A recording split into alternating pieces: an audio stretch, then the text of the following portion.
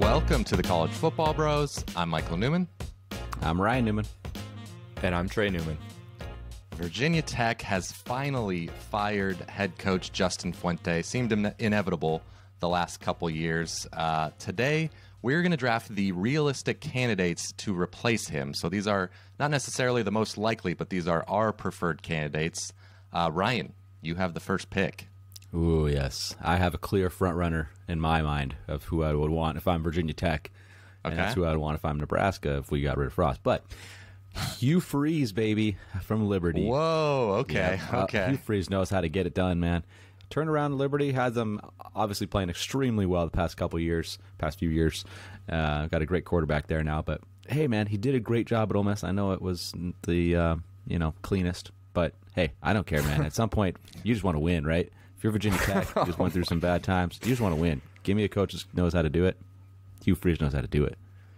All right, I'm not sure if Virginia Tech is as desperate as Nebraska is at this point, but ignoring the baggage, I 100% agree with that. Just as far as coaching and recruiting, he would do a great job. So he wasn't on my list, but I can understand why you have him there.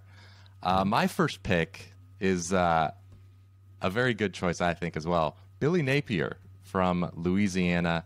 He's the best G5 head coach available in my mind.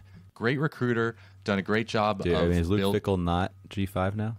Oh, that's a good point. Okay, they're neck. Hey, they're going to the Big 12. I just don't consider Luke Fickell to be sort of realistic for Virginia Tech. So that was, all right. But good correction there.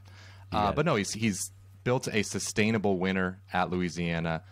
Coached under Dabo Swinney and Nick Saban. Like, he just obviously seems like a huge up and coming coach.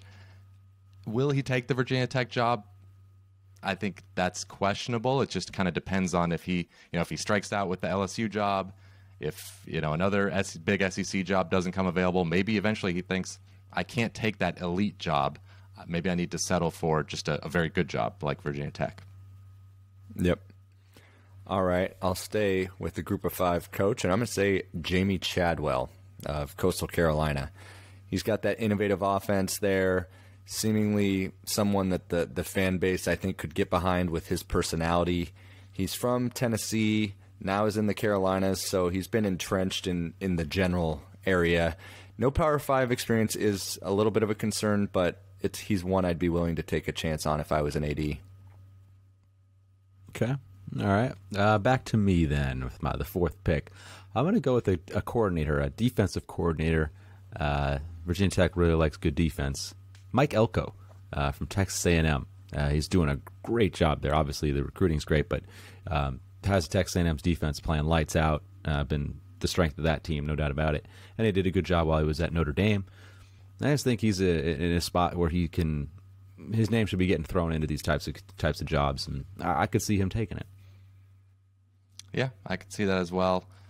My next pick here, it's tough. They're the kind of young, exciting guys that I feel like have higher upside, but I'll go with Dave Clawson at Wake Forest. He is the steady hand, not the necessarily super high upside guy, but he's been a very solid coach at Wake, going 7-6 or 8-5 there most years is very good for Wake, and of course this year much better than that. So I guess my concern is he going to be that guy that can bring in those top 25 recruiting classes like Virginia Tech is capable of, and like if they truly want to reach their ceiling and compete with the Clemsons, and if Florida State gets back the Florida States, that's maybe a bit of a question mark, but the floor is very high with him.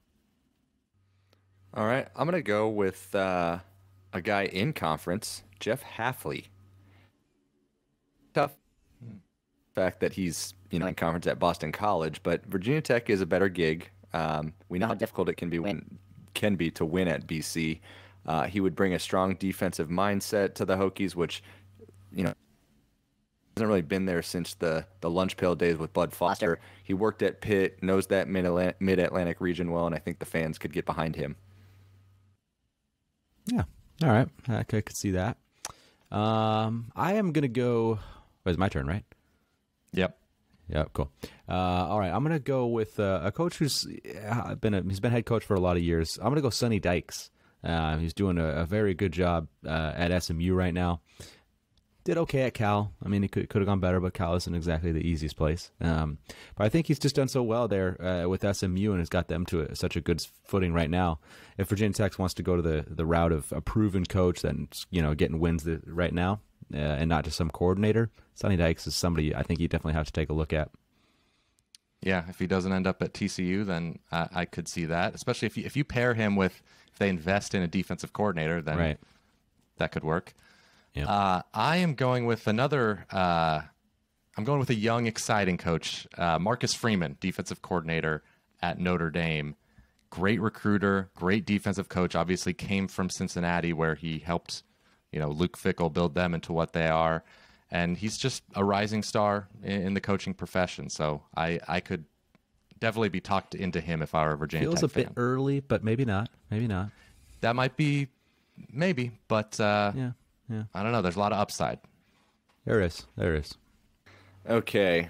Man, I got a tough choice here for our 7th or whatever pick this is. I think it's 9th. This is our last one, no? This is the last pick. Closing us out. Oh, that's my guess. I'm batting clean up here. I'm closing us out. Wow. I'm going to say...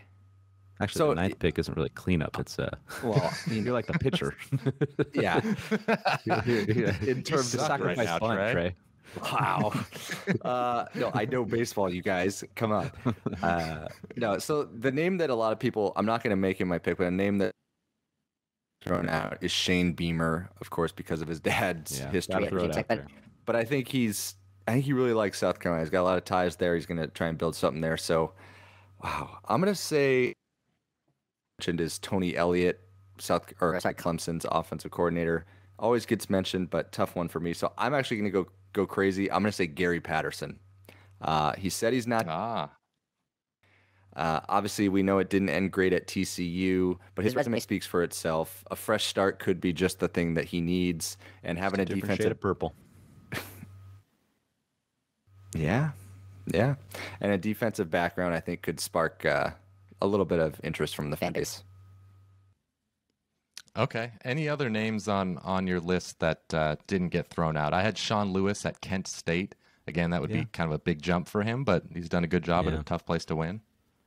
Bill O'Brien, Alabama's offensive coordinator. Obviously, if you're a coordinator from Alabama, you get looked at. So, yeah. Okay. Joe Moorhead, maybe closer to home would be better than Mississippi State. But, all right, let us know in the comments below who you think Virginia Tech should hire. Thanks for watching this episode of the College Football Bros. Be sure to subscribe to our podcast where we break down the upcoming games every week. You can find the links to that in the description below. We'll talk to you next week.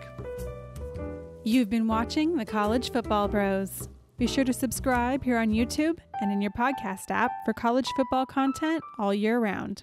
For bonus episodes and access to our Discord chat, join our Patreon at patreon.com/collegefootballbros. Thanks for watching.